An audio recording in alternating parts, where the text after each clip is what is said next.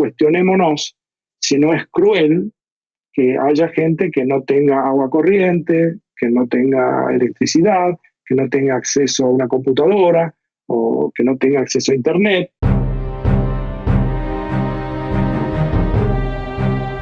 Hola, hola, ¿qué tal? ¿Cómo estás? Bienvenido. Esto es HDP, Hablemos de Política, el podcast donde semanalmente hablamos de temas relacionados con la política en los Estados Unidos. Mi nombre es Ariel Zimmerman, soy el conductor de este programa, y hoy vamos a hacer un capítulo claramente diferente. Hoy tenemos el lujo y el placer de invitarlo a Adrián Paenza. Para todos los argentinos, Adrián es una persona súper conocida, es quien, entre tantas cosas que ha hecho en la Argentina, nos ha traído la oportunidad de poder disfrutar de la NBA. Nos ha traído la oportunidad de traer la tecnología al fútbol. Todos hablamos de tecnología hoy, pero el pionero fue Adrián. Bueno, Adrián, es un lujo para mí tenerte en el programa. Bienvenido. ¿Qué tal, Ariel? Bueno, nada, contento, acá estoy dispuesto a pensar juntos algunas cosas. Después vamos a pensar a ver si estoy de acuerdo con lo que digo, porque muchas veces digo algunas cosas y después me quedo pensando si estoy tan de acuerdo. Pero no creo que las cosas sean tan binarias, ¿no? Que esto o es cierto o es falso, sobre todo en este momento. Pero esas son las cosas que más me gusta pensar, ¿no? Cosas en las que no sé bien qué es lo que pienso. Es muy interesante. Adrián, ¿podrías contarnos un poquito, para quien no te conoce, quién sos y a qué te dedicaste? Bueno, ¿quién soy? No sé, soy un tipo curioso, nací en un lugar muy privilegiado, con padres de clase media que estaban muy interesados bueno, cuando yo nací no había televisión. Si bien soy mayor, no tengo 300 años, tengo 71, pero cuando nosotros tuvimos el primer televisor, eso pasó después del año 55, 56, 1900, no 1800. Y, y bueno, y nada, entonces en mi casa se hablaba mucho de política, digamos, la televisión como no existía, no era un motivo de distracción. No tengo nada en contra de la televisión, por otro lado, porque trabajo en la televisión desde el 6 de febrero del año 1972, cuando es posible que vos no hubieras nacido. Este, así que, y bueno, nada, mis padres nos dieron a mi hermana y a mí la posibilidad de no tener que trabajar y sí de estudiar. O sea que el acuerdo con ellos fue ese, que nosotros nos dedicábamos a estudiar y ellos proveían todo lo que nos hacía falta para hacerlo y en ese lugar mis padres fueron dos personas muy cultas, muy preparadas, eh, de historias muy interesantes, muy disímiles, inmigrantes. Mi padre venía de Italia con toda su familia, un poco escapándole a Mussolini, y mi madre era polaca, escapándole a Hitler. Así que se encontraron en la Argentina y cosa que también muestra cómo es la probabilidad o cuál es la probabilidad de que pase, pero bueno, la demostración de que pasó es que mi hermana y yo existimos. Y a partir de ese momento, digamos, hice mi carrera como cualquier chico, siempre en la escuela pública, ya sea en la primaria, secundaria, universitaria. Me recibí como matemático, pero al mismo tiempo tenía una pasión por el fútbol y yo hubiera querido jugar, digamos, de hecho jugaba y varios compañeros míos terminaron jugando después en primera división. Pero a mí no me alcanzaba, evidentemente, aparte el físico no me daba, pero yo veía siempre pasar a José María Muñoz, que era un relator, que era en ese momento el relator más famoso que había. La radio donde él trabajaba quedaba muy cerca, y a partir de ese momento yo lo veía pasar cuando en el año 66 se produjo el golpe de la dictadura militar. La Argentina tiene varias al respecto. Entonces se cerraron las universidades y yo lo veía pasar a él sistemáticamente y hasta que al final me hizo una prueba y me tomó como periodista y empecé como periodista trabajando afectado al deporte. Bueno, y el acuerdo con mis padres era ese, que yo podía trabajar en la radio en la medida en que no abandonara mis estudios, cosa que no hice hasta que, bueno, me gradué como primero licenciado en matemáticas, después más tarde me doctoré en matemáticas, siempre estuve trabajando en la universidad como docente. Empecé como docente de honores, me hice toda mi carrera hasta terminar como profesor en la Universidad de Buenos Aires, en la Facultad de Ciencias Exactas y Naturales, y mientras tanto empecé mi carrera como periodista dedicado al deporte, primero en la radio, después, como decía, desde el 6 de febrero del 72, desde junio del 66 en la radio, desde febrero del 72 en la televisión, y de ahí empecé a trabajar en distintos programas trabajé con muchos periodistas, aprendí muchas cosas, también trabajé con muchos matemáticos y aprendí muchas cosas, di muchas clases, y bueno, también después en un momento determinado tuve la oportunidad de estar en Estados Unidos con Leon Neisnudel, que fue, lamentablemente falleció muy joven, pero fue el director técnico de las selecciones argentinas de básquetbol o de baloncesto, también lo fue de Ferrocarril Oeste, bueno, de varios equipos, y nos encontramos en Nueva York y en un momento determinado él me llevó al Madison Square Garden para ver a los Knicks, no me acuerdo contra quién, y yo le dije, León, hagamos lo posible para llevar esto a la Argentina, porque la locura que se genera y el básquetbol que veíamos, o el baloncesto, era decididamente espectacular, y fue justo al principio de David Stern, que hace poco falleció, que fue el comisionado, recién lo habían nombrado, fuimos al edificio de la NBA y él me dijo que me ofrecía los derechos de televisión. Y yo le dije que yo era periodista, yo no estaba pensando en comprarme un canal de cable ni un canal de televisión. Y me dice, bueno, yo se lo ofrezco por $2.000. Y $2.000, si bien han pasado casi 40 años, de todas maneras igual era una cifra que era realmente insignificante para lo que significó después. Bueno, así que los compré. Y los llevamos a la Argentina y empezamos a hacer, yo trabajaba en un programa de televisión que se llamaba Todos los Goles, que iba de 10 a 12 de la noche, trabajábamos en el fútbol, y yo grababa durante la semana junto con otro periodista, con Titi Fernández, que hacía de productor, y yo relataba y mostraba algunas de las cosas que pasaban en la NBA, y el programa empezaba cuando no había televisión en esa época, de 12 de la noche a 1 de la mañana, los domingos. Y eso terminó teniendo un impacto muy particular porque varios niños, como no había videocaseteras ni nada, no podían grabar los programas, entonces el acuerdo con los padres era que miraban televisión hasta la 1 de la mañana, pero no ponían ningún reparo el lunes a la mañana para levantarse cuando tenían que ir al colegio temprano, y así es como estoy contando un poco la historia de Manu Ginóbili, por ejemplo, que sé que pasó así. Cuando él era niño, como lo mismo que sus hermanos, pero él era el más joven de todos. Y bueno, y después trabajé durante mucho tiempo en la radio, en distintos programas de radio, siempre dedicado al deporte, también hacía televisión dedicado al fútbol y dedicado a la NBA. Yo trabajé en torneos y competencias mucho tiempo, empezó la época del Telebeam y de copiar un poco lo que se hacía con la NBA, con las 10 mejores jugadas que todavía existen, y en aquel momento en el fútbol no se hacía eso, pero Torneos tenía los derechos de televisión del fútbol argentino, y entonces empezaron a hacerlo. Por supuesto, yo no fui el creador de nada, fue solamente que fui copiador, en todo caso, de lo que hacía la NBA acá en Estados Unidos. Y bueno, el fútbol tiene un impacto distinto, no es lo mismo mostrar, sobre todo en la Argentina, que no sabían ni quién era Jordan, ni quién era Larry Bird, ni Magic Johnson.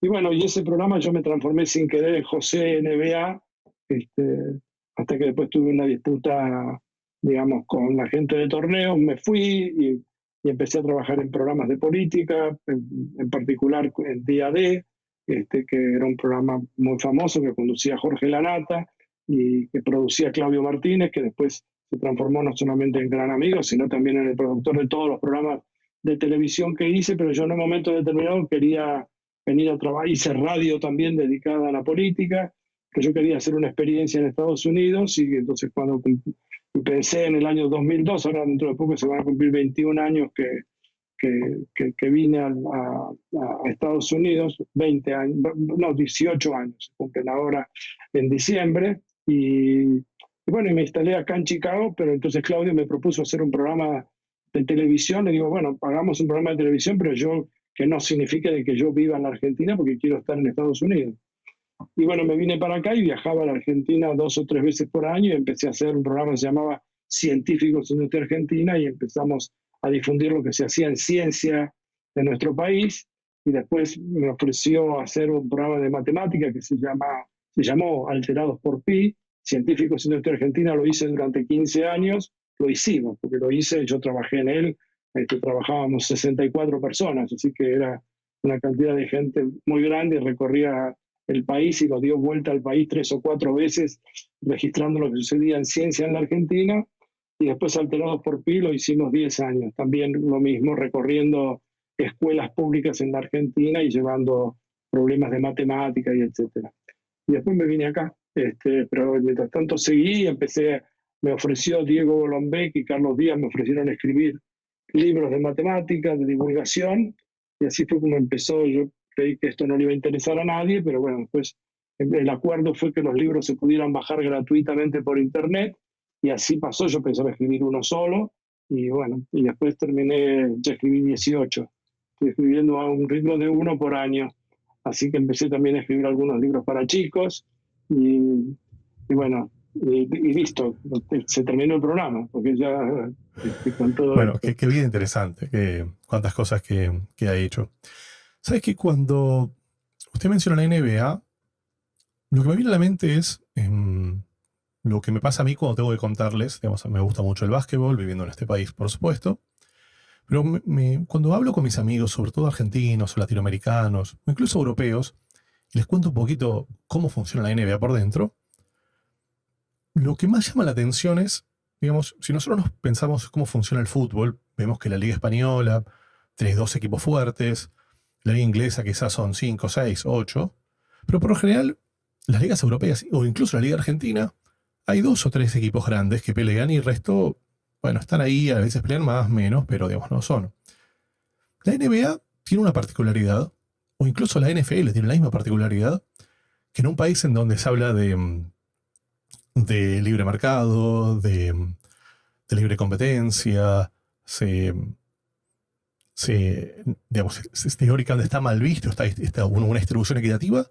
La NBA y la NFL tienen básicamente muchísimas regulaciones, incluso en respecto a la economía, y puntualmente tienen una regulación respecto a salarios. Entonces, ¿se podría decir que la NBA y la NFL en un país capitalista son ligas que tienen una idea medio progresiva, quizás hasta socialista en términos de la distribución de los ingresos? Bueno, sería una que creo que ellos no pueden tener todos los equipos concentrados en Nueva York, Los Ángeles o Chicago, porque eso le quitaría. De hecho, por ejemplo, hay un equipo de béisbol, como los Chicago Cubs, que estuvieron más de 106 años sin salir campeones, y sin embargo tienen la mayor cantidad de hinchas en todo el país. Y eso tiene una explicación, y es que una cadena de televisión, la WGN, que estaba basada en Chicago, transmitía los partidos cuando no había virtualmente cable, transmitía los partidos de los Cubs a todo Estados Unidos. Entonces la gente, los chicos que estaban en Seattle o en Portland o en San Diego o en Maine, veían siempre a los Cubs, que era lo único que se transmitía además de los partidos que transmitían la televisión abierta. Y entonces eso hizo que mucha gente se hiciera hincha de los Cubs. Y por eso, a pesar de no ganar nunca el torneo hasta hace muy poco tiempo, la gente jugaron siempre estadios repletos. Entonces el negocio consiste en que haya paridad, porque si en Nueva York, si hay gente que tiene dinero, viene y se compra a todos los mejores jugadores, al estilo de lo que hacen el Barcelona, el Real Madrid, o, no sé, o el Bayern Múnich, o los que fueren, o el Manchester City, el Manchester United, el Liverpool, etcétera, entonces le quita la gracia, o es como estar jugando, viendo un partido cuando no sabe el resultado. Entonces está repleto de equipos que es un verdadero milagro que puedan progresar. En cambio, haber pensado a poner un tope de salarios, equipara y hace que la misma forma de elegir los jugadores en el draft, o sea, elegir jugadores de manera que el peor equipo es el que elige primero, más allá de algunas variantes que ahora, que hay algunos que empezaron a hacer trampa, pero digamos lo que conceptualmente la idea era que el equipo que salía peor elegía primero el mejor jugador universitario. Y eso significa empatar hacia arriba, igualar hacia arriba, o sea, lograr que el peor equipo tenga los mejores jugadores, empezar a darles alternativas. No sé si los mejores, muchos, pero elegir al mejor. Y así fue como un equipo como San Antonio en un momento determinado pudo elegir a David Robinson o eligió a Tim Duncan, etcétera, y así fue sucediendo históricamente. Y también le pasó a Chicago cuando eligió a Michael Jordan.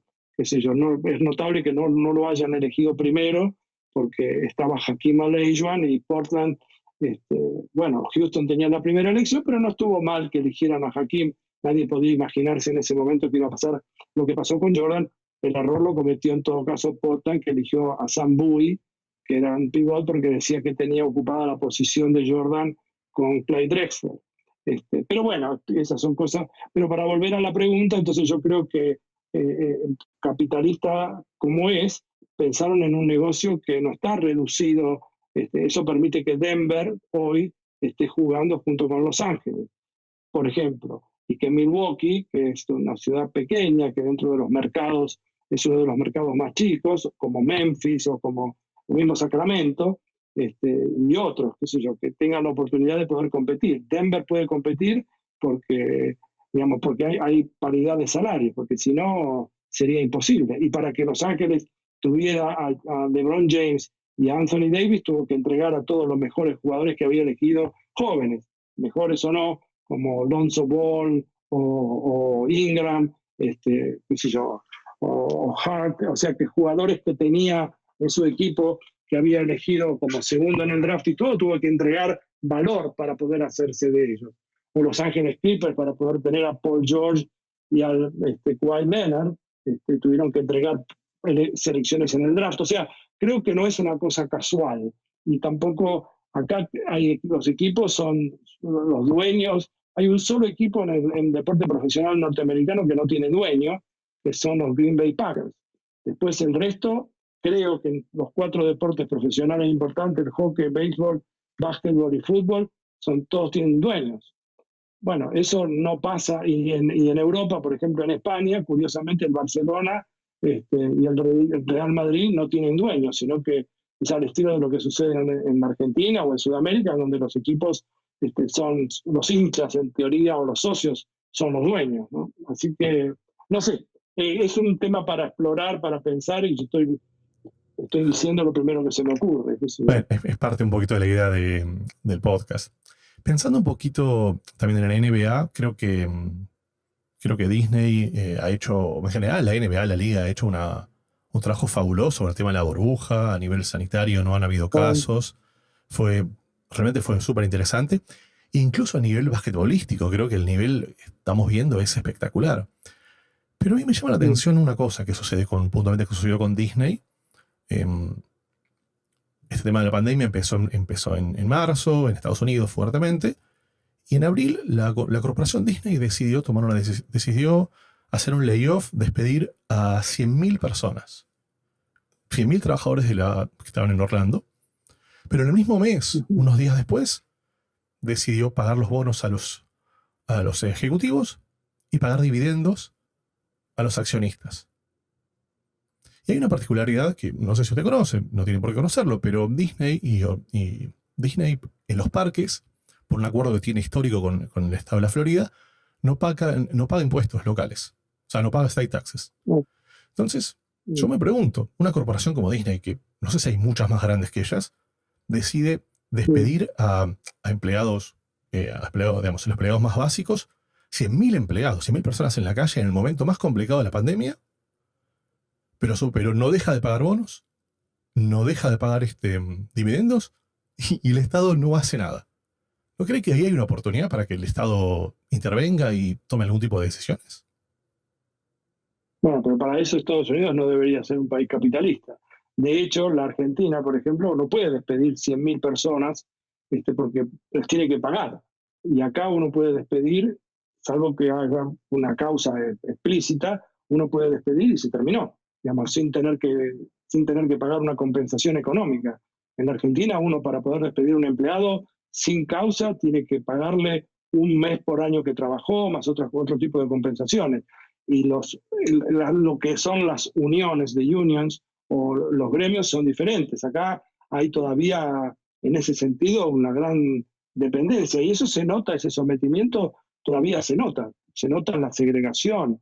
O sea, en la segregación hablo de todo tipo, en la segregación de todas las minorías, ¿no? O sea, de hecho el virus lo pone en evidencia. En principio no debería haber diferencias, el virus no hace diferencias de condición social. En principio a cada uno de nosotros, el que tenga, le puede pasar a Zuckerberg o a Tim Cook o a Bill Gates o a una persona que está empleada, digamos, trabajando como, digamos, una empleada doméstica o lo que fuere. Sin embargo, evidentemente eso no sucede después porque las condiciones de hacinamiento, la gente que está en las prisiones, que está en las cárceles, la gente que trabaja en los empacadores de carne, y etcétera, se nota que eso no sucede. Hay gente en la Argentina que se preparó eventualmente ante la falta de camas en terapia intensiva, se preparó en sus casas una suerte de terapia intensiva, digamos, privada. Y eso, digamos, que el mundo está dividido, digamos, entre un grupo privilegiado, al cual yo pertenezco, que es la gente que tiene casi todas las condiciones. Yo, todo lo que yo necesito lo tengo. Y esas son condiciones que no vive el 99% de la gente. Entonces, esas diferencias, ¿no? Disney tiene la posibilidad y la libertad de hacer lo que quiera, porque no hay, digamos, no existe el control, y mucho menos en este momento con un gobierno republicano. O sea que en ese sentido, digo Disney, como podría decirlo, también lo hacía Nike cuando los chicos que fabricaban las zapatillas eran chicos en China y etcétera. Por eso hay tanto outsourcing, por eso se hace tanto Claro, afuera. pero Y Apple tiene... lo que decía Adrián tiene razón lo que dice, pero, digamos, quizás la comparación con Argentina es muy difícil porque, bueno, digamos, es muy complicado comparar un país en desarrollo como Claro. Estados Unidos. Pero, por ejemplo, si comparamos, a ver, Disney puede hacer lo que sea, es verdad, lo puede hacer en Estados Unidos. Pero Disney, digamos, Disney en Francia, en Euro Disney, dudo que No hayan lo podido podría hacer hacer. esto. No, y que Google no lo pudo hacer tampoco, y por eso las regulaciones que hay en Europa son diferentes. Europa en ese sentido está mucho más avanzada que Estados Unidos, mucho más avanzada. Estados Unidos tiene un grupo de personas, las grandes corporaciones, que es lo que dice siempre Elizabeth Warren. Uno no, el ejemplo que ella dio, que me parece un ejemplo fantástico, tomemos el ejemplo de Amazon que dio ella, el ejemplo de ella, no mío. Amazon, digamos, se transformó en la empresa que se transformó, posiblemente en una de las dos, junto con Apple, posiblemente una de las dos, sino la empresa más grande del mundo. Entonces, Amazon, en principio, supongamos que yo quiero comprar un colchón. Y Amazon ve que sabe perfectamente que yo lo compré el colchón. Y cuando empieza a ver que hay un mercado de colchones, ellos deciden o bien comprar una fábrica de colchones o poner una fábrica de colchones, y ellos lo ponen primero. O sea, ellos tienen la forma de comercializar porque son dueños de la distribución, son intermediarios y al mismo tiempo se transforman. Así compraron Whole Foods y lo hicieron todo. Entonces, porque no hay regulación. Entonces Elizabeth Warren dice, bueno, una de dos, o vos sos el que distribuye, ustedes son los que distribuyen, digamos que solamente son intermediarios, o se dedican a comprar colchones, digamos, a producir colchones. Una de dos, las dos partes no. Y entonces al no haber regulaciones, Google, por eso yo estaba hace poco en Nueva York y en un momento determinado volvía justamente de ver un partido de baloncesto, estaba jugando todavía Manu, así que tampoco no hace, pero hace un par de años, y necesitaba para mi cepillo de dientes, necesitaba un cabezal, porque tengo un cepillo de dientes eléctrico. Cuando llegué a mi habitación, que digamos yo estaba en una esquina, había un Walgreens, y caminé media cuadra, subí al ascensor, cuando llegué me senté en mi computadora y lo primero que vi fue un anuncio de Brown para comprar los cabezales de los cepillos de dientes, etc. Yo digo, yo no me voy a levantar de mi computadora hasta que no entienda cómo hicieron para saber, porque esto sucedió hace 5 minutos. Bueno, ¿por qué supieron? Y eso era de noche, estaba nevando, pero ellos lo supieron porque yo, como muchas otras personas, tengo una tarjeta, pero no una tarjeta siquiera de crédito, es una tarjeta en donde a mí me da puntos. Digamos, uno cree que es un vivo bárbaro, entonces uno gasta 200 millones de dólares y después le dan un bono de $1 de descuento, pero ellos saben perfectamente que yo me acabo de... No hay intervención humana siquiera. ellos sabían que yo compré el cabezal para mi cepillo de dientes. Entonces, digamos, ahora ya es demasiado tarde. Para gente de mi edad, nosotros hemos dejado demasiada huella. Nosotros somos el producto. Lo que ellos quieren es saber eso. Entonces, como no hay regulaciones para volver a lo anterior, entonces, no solamente Disney, digo, yo tomé el caso, Disney es dueña de la ABC, también es dueña de la ESPN, o sea que los mismos periodistas, y se genera el dilema, el debate ético actual. Bob Woodward tenía unos cassettes registrados de lo que Trump decía respecto de la pandemia hace 4, 5, 6 meses y no lo publicitó. Mientras él decía públicamente una cosa, Woodward podía en su momento, hubiera podido contar que efectivamente el presidente de Estados Unidos pensaba distinto, pero él solamente que públicamente decía una cosa y privadamente, sabiendo que lo estaban grabando, decía otra. Ahora, Woodward, que guardó esos cassettes hasta ahora que publica su libro, no debió haberle comunicado a la gente, que debió haber sido, digamos, advertida por el propio presidente de Estados Unidos que la pandemia era un serio riesgo para las vidas, y ahora hay 200.000 muertos. Claramente no hay 200.000 muertos porque se le deben a Trump, pero digamos, cuando el mensaje es ese, cuando no hay ninguna regulación y no pasa nada, entonces cualquiera, por eso se inventa esto de las, bueno, de la posverdad, de las fake news. No hay hay una palabra en inglés que no conozco en castellano, no sé cómo traducirlo, que es accountability. O sea, es una palabra difícil porque no es que yo me hago responsable, no es solamente hacerse responsable, sino que tengo una consecuencia. Y acá no hay consecuencia. Entonces, por ejemplo, lo mismo pasó con los bancos con Obama en el año 2008. O sea, el Estado viene en socorro del sistema bancario y después ellos se siguen pagando los bonos, los ejecutivos, con, entre comillas, millones de dólares, etcétera. Y no pasó nada. Y el problema está eso, en que hay dos justicias diferentes, y no solamente en Estados Unidos. Hay, digamos, Michael Cohen estuvo preso y él contó que jugaba al básquet, porque yo estoy casi seguro que la gente que está presa en su gran mayoría en Estados Unidos o en el mundo no está jugando al básquetbol o, no sé, o patinaje sobre hielo, estoy inventando, porque no me acuerdo qué le escuché decir, pero que jugaba al tenis, etcétera. Bueno, pero el problema es que no podía ver a la familia. Bueno, no sé, creo que hay una diferencia muy grande. Hay ciudadanos VIP. Y bueno, entonces necesitamos redefinir el término de lo que significa la democracia, que es el gobierno del pueblo, ¿no? Pero parece que hay algunos que son más humanos que otros, por eso se violan los derechos y nada pasa. Bueno, volvemos al tema inicial que usted mencionó, del tema de los privilegios. Recién lo que, digamos, para ustedes los oyentes que están escuchando este programa, tuvimos un capítulo muy interesante hablando de privacidad y otro hablando de la economía de las plataformas, que básicamente contaba algunas de las cosas que Adrián aquí nos está contando. ¿Sabes qué, Adrián? Estoy pensando, cuando te escucho hablando pensando en compañías como Amazon, que de vuelta es una compañía súper innovadora, que ha aportado mucho, quizás ha generado una economía paralela diferente, pero también es una compañía que ha invertido muy, muy fuerte en inteligencia artificial.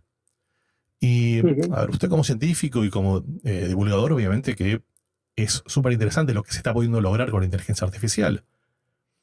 Pero también tiene una consecuencia. La inteligencia artificial está haciendo ya al día de hoy que muchas tareas que antes eran ejecutadas por personas, estas personas, digamos, no van a tener qué hacer. Digamos, una persona que trabajó 20 años, 30 años, que tiene 50 años. O sea, una persona que es joven, tiene 50 años, que trabajó los últimos 30 años de su vida manejando un camión. Bueno, esa persona no va a tener trabajo en unos 2 o 3 años. Es que van a desaparecer los oficios. Cuando se produjo la revolución industrial, antes para sembrar un campo, hacía falta un grupo de personas. Para cosechar, hacía falta un grupo de personas. Después, hoy lo hace un robot. Las 1.000 personas que eran necesarias, estoy diciendo 1.000, podría decir 100 o podría decir 10.000. Entonces, esas personas se quedaron sin oficio. Es decir, el trabajo no voy a inventar palabras, de sembrador y cosechador, desaparecieron. La persona que vendía tickets de avión desaparece porque ahora uno se imprime el boarding pass o se imprime el pasaje y todo se lo hace en su propia casa. Entonces, no es que no va a haber trabajo. Lo que va a cambiar es que la calidad, va a ver que hace falta educar.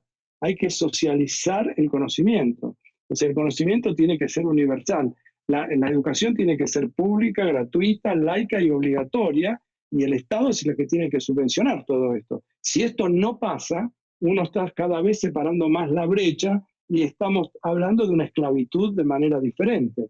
De hecho, por ejemplo, el diario The Guardian, que sería el equivalente del New York Times en Inglaterra, la semana pasada creo que fue, publicó un artículo en donde le preguntó a un programa a un programa de computadora que hecho con inteligencia artificial. Creo que la pregunta era más o menos esta, como si le preguntara a un robot, ¿por qué razón los robots no nos van a hacer cargo de todo y nos van a hacer desaparecer a los humanos? Y el propio programa escribió una respuesta a eso. Y si uno lee la respuesta, independientemente de la calidad de la respuesta, pero la calidad del artículo es indisputable, o sea, no parece que no hubiera habido intervención humana en contestar la pregunta. Entonces, ya no hablemos de que le ganó. Yo me acuerdo cuando, aprovechando inteligencia artificial, que en ese momento era muy primitiva, ¿cómo se llamaba? El que le ganó a Kasparov, se llamaba algo con Blue, algo, no me acuerdo cómo era el nombre de la máquina, del programa. Pero bueno, al principio parecía una cosa imposible. El propio Kasparov dijo que esto nunca va a suceder. Y hoy uno puede comprar por internet programas de ajedrez con los cuales no hay ningún humano que en teoría les pueda ganar. Y hay autos que se manejan solos, y que empiezan a surgir dilemas éticos también, digamos, muchos dilemas éticos. Y hay varios muy conocidos. Si hay un auto que se maneja solo, y bueno, cruza una persona, y hay otro, entonces, ¿qué hace el auto? Si gira hacia la derecha, porque el auto lo detecta, y hay gente esperando un colectivo, mata a dos o mata a uno. Al margen, decidir no tomar ninguna decisión es tomar una decisión. ¿Quién las toma esas decisiones? Las toma la persona que maneja, que mueve una palanquita y dice, yo agarro y voy derecho, y si hay alguien que se cruza, y bueno, ¿qué va a hacer? Es como estoy expuesto a un accidente, o doblamos hacia la derecha y que mate la menor cantidad de personas. La toma la persona que maneja, o la toma el Congreso de un país, porque no es lo mismo Suecia que Estados Unidos, y Estados Unidos que Argentina, o sea, ese tipo de decisiones, ¿quiénes las van a tomar?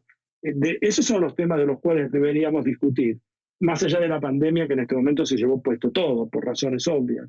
Pero la inteligencia artificial no se puede tapar el sol con la mano. Eso existir, existe. O sea que el asunto, igual que la energía atómica, uno puede usar la energía atómica como fuente alternativa de energía, que de hecho lo es, o lo puede usar para construir y tirar la bomba atómica y matar, como en Hiroshima y Nagasaki. Entonces, la ciencia en ese sentido no tiene moral. Uno avanza, y en el avance lo que pasa es que necesitamos educar. Necesitamos darle la posibilidad a la gente de que se pueda educar para que los nuevos, entre comillas, los programadores, los nuevos oficios que emerjan, sean accesibles para todos y no únicamente. Históricamente no había colegios. Los que estudiaban eran las clases más altas y venían, ni siquiera iban a ninguna parte. Venían los maestros o maestras, venían y educaban a cada una de las clases que se llamaban pudientes. La escuela es una cosa que apareció mucho después, para educar en forma más generalizada. Pero ahora también se está viendo que esencialmente uno puede hacer educación virtual. Entonces ni siquiera hace falta ir al colegio. Uno podría decir, bueno, pero si uno no va al colegio, el colegio cumple una función social, que es no solamente el adquirir conocimientos, entre comillas, sino empezar a coexistir con compañeros, en donde uno deja de ser el rey o la reina de la casa, en donde uno tiene que aprender a frustrarse, aprender a ser un buen compañero. O sea, hay muchas cosas para debatir, y que todo esto está poniendo en evidencia. Qué sé yo ya no voy a vivir para verlo, pero usted sí lo va a ver. Usted va a ver cómo cambia la noción de lo que es un colegio o una escuela. En fin, la necesidad de la participación del Estado, como para que digamos, lo que no van a hacer las empresas privadas, lo tiene que hacer el Estado. Si hay un Estado ausente, entonces evidentemente van a subsistir de pronto. En un momento determinado van a decir, bueno, acá sobran demasiadas personas, dejemos que el virus avance, y qué sé yo, total, no importa, nosotros nos nosotros vamos a sobrevivir y habrá otro grupo de personas que no, qué sé yo. Es muy cruel, pero digamos, si no hay una modificación, el sistema capitalista claramente no es la solución, sino el problema, pongámoslo así. ¿Cómo hace Adrián para mantenerse informado? Primero que esa es una pregunta que me descoloca, porque no sé si estoy informado. Soy muy tendencioso para leer. O sea, leo mucho, pero en forma muy tendenciosa, no leo de todo. Y eso, entonces no sé si me transforma en una persona informada. Yo leo mucho sobre lo que me interesa, y me interesan mucho los temas de tecnología, de matemática, de ciencia, entonces soy muy tendencioso en ese sentido, pero trato de cuidarme y de no abandonar las ciencias sociales y sobre todo tratar de tener algo que en mi casa era, cuando nosotros crecíamos, era muy importante, que era la empatía, de ponerse en los zapatos de la otra persona. Y eso fue la parte de la educación más importante y el legado de mis padres. Debemos entender perfectamente a los trabajadores. Por eso el privilegio que yo tengo de que no me falte nada, yo podría jubilarme también, pero el privilegio de que a mí no me falte nada. ¿Por qué a mí no me falta nada? ¿Qué mérito tengo yo? Yo nací únicamente en un lugar en donde me dieron esas oportunidades. Como cualquier niño que hubiera nacido en mi casa, o bien, yo siempre le decía a mi mamá que cuando yo nací, a las madres les quitaban a los niños, se los llevaban a un lugar donde estaban todos los niños cuidados por las enfermeras en los hospitales. Solamente se los traían para que los amamantaran. Pero yo siempre le decía que si se hubieran equivocado de niño, le hubieran traído otro, a lo mejor no hubiera sido matemático, no hubiera sido periodista, no sé, pero claramente todo niño nace con una caja de herramientas, con ciertas destrezas, habilidades, gustos, etcétera. Ahora, el problema está en que mis padres a nosotros, a mi hermana y a mí, nos pudieron dar la alternativa de mirar el menú y elegir lo que nos gustara. Pero esas son condiciones de un privilegio enorme. ¿Cómo sabemos que no hay un niño que en este momento está limpiando el parabrisas en una esquina de un auto cuando se detiene y ese niño no es un Picasso en potencia o una niña no es una Marta Argerich que podría danzar o bailar, o podría ser una arquitecta que, digamos, diseñe el puente más importante que se pueda hacer? O sea, no sabemos, y no sabemos porque no tenemos igualdad de oportunidades. Entonces, yo estoy informado, qué sé yo, es porque leo, qué sé yo, pero leo, ya digo, en forma muy tendenciosa, muy anárquica. Leo lo que me interesa de la misma manera que miro. Yo o sea, no miro, trabajo en televisión, pero no miro televisión salvo noticias, deportes, y ahora forzado por la pandemia empecé a mirar, y tengo miedo porque empecé a mirar series que nunca miraba antes, y son todas tan violentas que tengo miedo de salir un minuto a la calle y que salga alguien de un auto y me tire un disparo en la cabeza, porque todo lo que se ve, Breaking Bad y todo esto, Ozark y todas las que son más famosas del momento, son muy violentas. Yo no me había dado cuenta de eso. Así que no sé si estoy tan informado. Bueno, es una linda pregunta para hacernos. Sí, claro, Y porque no sé la respuesta. es verdad, creo que nadie tiene esa respuesta. ¿Hay algo que nos quieras contar que no te haya preguntado? No, este, me siento bien así. Creo que si hay alguna persona que escuchó, digamos, tiene que, bueno, no tiene que hacer nada la persona, yo no soy quien para decirle lo que tiene que hacer, pero en todo caso yo soy un ejemplo de lo que significa haber tenido posibilidades. Y entonces, en ese sentido, por lo menos cuestionémonos si no es cruel que haya gente que no tenga agua corriente, que no tenga electricidad, que no tenga acceso a una computadora o que no tenga acceso a Internet. O sea, que uno lo cree como en una época decía, bueno, pero hay gente que no tiene acceso a un teléfono, pero ya no me refiero a un teléfono celular. Mira, mientras nosotros estamos hablando, hay gente, me imagino que en Estados Unidos también, pero yo sé que hay gente que no tiene teléfono. Yo si me olvido el teléfono cuando salgo de mi casa, vuelvo. Entonces, esto es un privilegio. Lo que había que preguntarse es por qué hay algunas personas que somos privilegiadas y otras no. ¿Quién tomó esa decisión? ¿Por qué es así? ¿Por qué no hay una manera de ordenar, entre comillas, o mezclar y dar de nuevo? De manera tal de que haya igualdad, que no haya ciudadanos privilegiados y tampoco haya personas que tengan, que sean personas VIP, que tengan acceso a todo lo que tienen y otras no. Yo si me duele la cabeza en un momento determinado puedo dejar de escribir un día. Y la persona que tiene que levantarse a la mañana y tiene un trabajo que quizás tengan que tomar dos colectivos y etcétera, no tiene ese privilegio. Entonces es una suerte de esclavitud encubierta, solo que no está claro, no es visible y parece como que nos hubiéramos acostumbrados. Y mi rebelión entonces es esa, es mostrar que yo viví, porque yo ya, por la edad que tengo, yo ya mi vida, me quedan mucho menos años de vida por delante que los que ya viví. Yo lo que quisiera es marcar que yo me doy cuenta de que he sido un gran privilegiado y que me gustaría hacer todo lo posible para que todo el mundo tenga las mismas oportunidades que tengo y que tuve yo. La verdad que muy lindas palabras y muy lindo el deseo y bueno, ojalá que así suceda. Adrián, la verdad es que quiero agradecerte mucho por el tiempo que nos has dedicado. Fue de verdad un lujo para mí y lo va a ser para la audiencia haber podido compartir estos momentos contigo. Muchas gracias, Ariel. Y bueno, estamos en contacto. Un abrazo fuerte y para todo aquel que prestó atención y estuve escuchando un rato, por lo menos nos hicimos compañía mutuamente. No es poca cosa. Y bueno, para ti, que has llegado hasta aquí, evidentemente te gusta lo que estás haciendo. Para nosotros es muy importante que puedas suscribirte a los canales de YouTube, de Spotify, pero sobre todo que lo puedas recomendar a tus amigos. Muchísimas gracias y nos vemos la semana que viene. Adiós.